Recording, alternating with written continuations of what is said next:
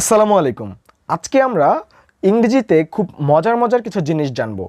আমরা আসলে sorry, excuse me, প্যার্ডন me, ক্যানের জায়গায় কুড এই ব্যবহারগুলো খুব কম করি, রেয়ারলি করি। তো এই বিষয়গুলো আমরা ফ্রিকুয়েন্ট কিভাবে করব সেই বিষয়গুলো নিয়ে আজকে কথা বলবো।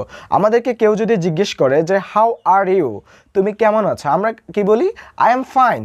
আমরা এখন থেকে তারপরে আমরা আর কিছু বলি না, আমরা সরাসরি বা ডাইরেক্ট তাকে অ্যাস্ক করি যে তুমি কেমন আছো। কিন্তু এর মাঝে আমরা একটা সুন্দর জিনিস ব্যবহার করতে পারি, সেটি হচ্ছে থ্যাংক ইউ। এই থ্যাঙ্কস গিভিংটা এখানে ব্যবহার করতে পারি। For example, how are you doing? Okay, I am doing great, thanks. And what about you? আমি ভালো আছি এবং তোমার কি অবস্থা? এর মাঝে একটা ধন্যবাদ দিতে আমরা ভুল করব না এখন থেকে। তারপরে আমরা যদি কোনো কথা শুরু করি, আমরা কি বলবো? Excuse me. আর কোনোটা কাজ করতে গেলাম আমরা প্যার্ডন মি, আমার ভুল করতে হবে না, তারপরে আমি প্যার্ডন মি, এক্সকিউজ মি বলবো ভদ্রতার খাতিরে। ঠিক আছে, এই বিষয়গুলো আমাদেরকে খেয়াল রাখতে হবে।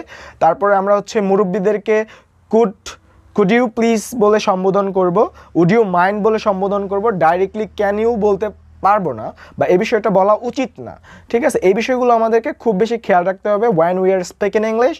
So we have to focus on this kind of approach that we are regularly using, and we have to avoid this bad habit or approach that we frequently use in our daily life, right?